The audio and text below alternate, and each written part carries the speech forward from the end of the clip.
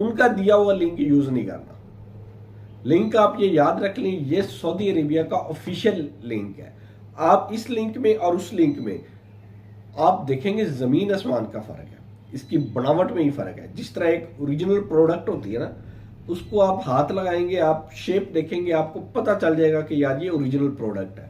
जबकि जो copy product होती है वो दूर से पता चल जाती है ये कॉपी प्रोडक्ट है, इसमें वो फिनिशिंग ही नहीं है, वो फिनिशिंग पैदा ही नहीं कर सकते। लिहाजा इजीली पता चल जाता है कि ये ओरिजिनल वेबसाइट है, ये फेक वेबसाइट है। ये चीज़ों का ध्यान रखना है आपने। अब आपको ये तो पता चल गया, आपका वीज़ा अंडर वर्किंग आ गया। अगर वीज़ा लग गया तो आपके पास डॉक्यूमेंट नंबर शो हो जाएगा, तो वो आपका वीज़ा लग चुका है और 100% जेन्युइन वीज़ा आपका शो आपको हो रहा है। वो आप वहाँ से आप डाउनलोड कर सकते हैं, कॉपी कर सकते हैं और उसको प्रिंट आउट भी ले सकते हैं। तो ये वो सारा सिनेरियो था जो आपको बताना मकसूद